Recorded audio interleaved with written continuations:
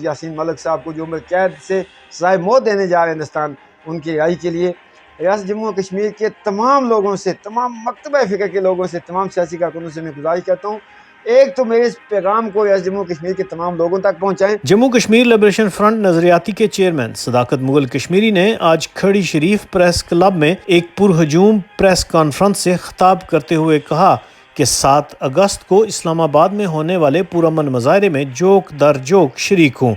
کھڑی شریف press club پہنچنے پر کھڑی شریف پریس کلب کے سابق صدر راجہ وقاص سرور، سینئر صحافیوں بابو اللہ رکھا، راجہ آفتاب احمد، سید زاہد حسین شاہ سمیت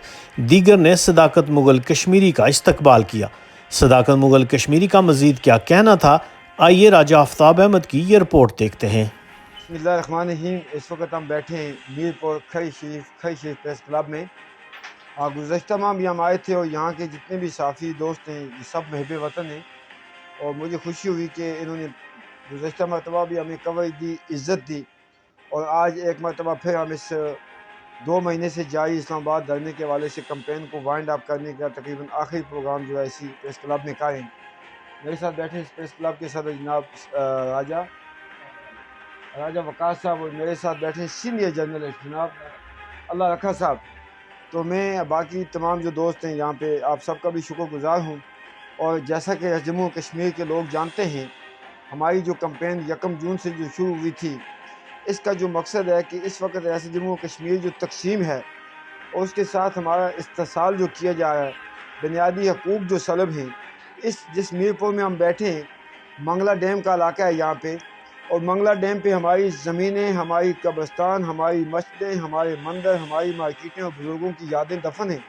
اور بدنصیبی سے میرپور کے لوگوں کو بجلی دستیاب نہیں ہے۔ اسی سے تھوڑا سا آگے جائیں، اسی منگلہ ڈیم پہ ایک ویام پل جو ہے گزشتہ 16 سال سے پینڈنگ ہے، اگر وہ تعمیر ہو جاتا تو میرے خیال 30 کلومیٹر لوگوں کا جو ہے فاصلہ سفر کا کم ہو جاتا، اور آٹے کی لائنیں میں نے نیلم سے لے کے آج میرپور تک لوگوں کو آٹا ناپید ہے۔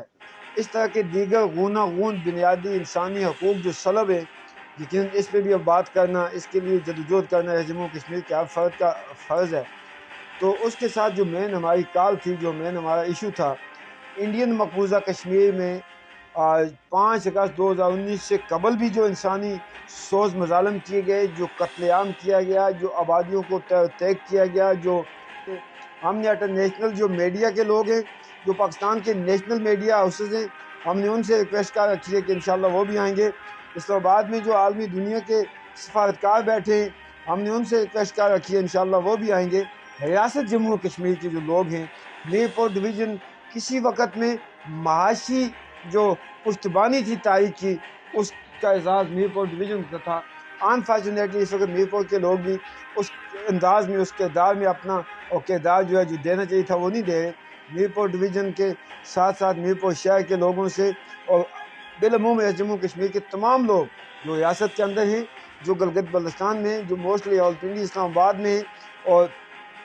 پاکستان کے دیگر شہروں میں، اس کے ساتھ پاکستان کے وہ لوگ جو ریاست جموں کشمیر کی مکمل آزادی کی اس تاریخ میں ہماری سپورٹ کرتے ہیں، انسانی حقوق کے لوگ جو سیاسی کارکن ہیں، میں ان سب سے گزارش کرتا ہوں کہ یاسین ملک صاحب کی رہائی کے لیے شبیر احمد شاہ صاحب، ظہور احمد بٹ صاحب، دیگر جو حریت قائدین ہیں،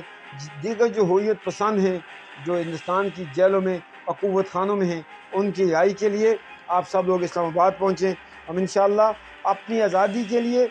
شخص کو بچانے کے لیے، وحدت کو بحال کرنے کے لیے ہر قربانی سے دیرک نہیں کریں گے، اور انشاءاللہ مجھے یقین ہے، واثق ہے، ہم نے جو محنت کی، ہم جو